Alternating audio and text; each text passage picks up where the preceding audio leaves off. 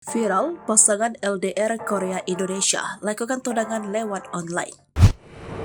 Baru-baru ini viral di media sosial pertunangan yang dilakukan secara online.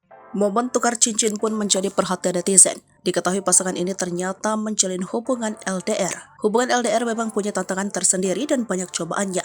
Apalagi bagi mereka yang berniat serius, cobaannya jadi berlipat-lipat. Tapi, jika pasangan mampu melewatinya, maka semua berakhir indah. Seperti dialami pasangan LDR atau Long Distance Relationship Indonesia-Korea ini. LDR Next Level, pasangan ini bahkan menggelar pertunangan secara online. Diketahui pihak lelaki merupakan orang Indonesia yang sedang kerja di Korea Selatan. Pria tersebut membagikan ceritanya lewat akun TikTok pribadinya. Menghemat energi, waktu dan biaya, tunangan pria di Korea Selatan dan wanita di Indonesia digelar secara online dengan media video call.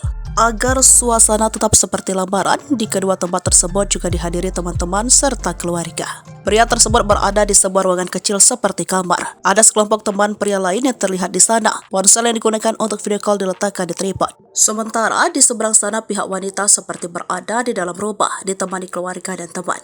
Karena dilakukan lewat video call, beberapa momen pun terlihat buram. Walau demikian, lamaran berjalan khidmat. Pria tersebut pura-pura memasangkan cincin untuk wanitanya karena sebenarnya cincin tersebut dipasangkan oleh seorang wanita lain di seberang sana.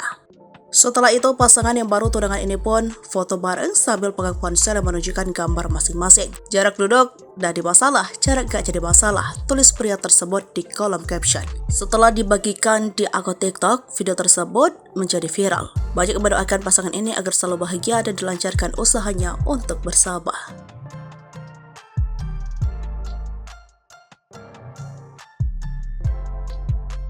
Download Tribun X sekarang, menghadirkan lokal menjadi Indonesia.